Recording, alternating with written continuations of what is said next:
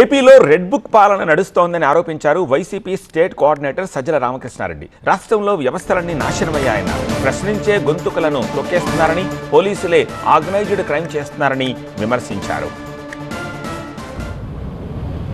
ఎవడైతే అరాచకం జరిగిన చోట ప్రొటెక్ట్ చేయాల్సిన వాడే తనే అరాచక శక్తి అయితే ఎవరి దగ్గరికి పోతారు? ఇది బలమైన పొలిటికల్ పార్టీ కార్యకర్తలు నాయకులకే ఈ పరిస్థితి ఉంటే సామాన్యుడి పరిస్థితి ఏంటి?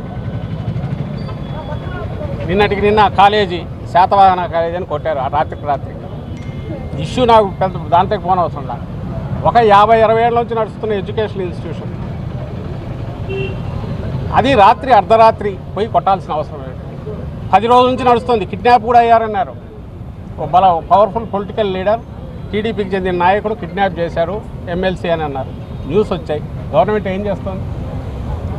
మొన్న తెనాలిలో జగన్మోహన్ రెడ్డి గారు కూడా మొన్న వెళ్ళి వచ్చారు.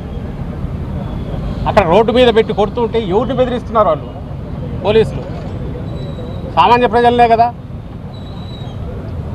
ఎవరికి హెచ్చరిక చేస్తున్నారు? సంఘ విద్రోహక శక్తులు అంటే నువ్వు వాళ్ళతోనే కలిసి వాళ్ళతోనే నువ్వు ఆర్గనైజ్డ్ క్రైమ్ నడిపిస్తున్నావు. నువ్వు వాళ్ళనే రోడ్డు మీద వెళ్ళి కొట్టుతున్నావు. ఎవరిని బెదిరిస్తున్నావు? దీన్ని చూసి ఎవడైనా పోలీస్ స్టేషన్కి రావాలంటే భయపడాలా? వాళ్ళ కోరిక.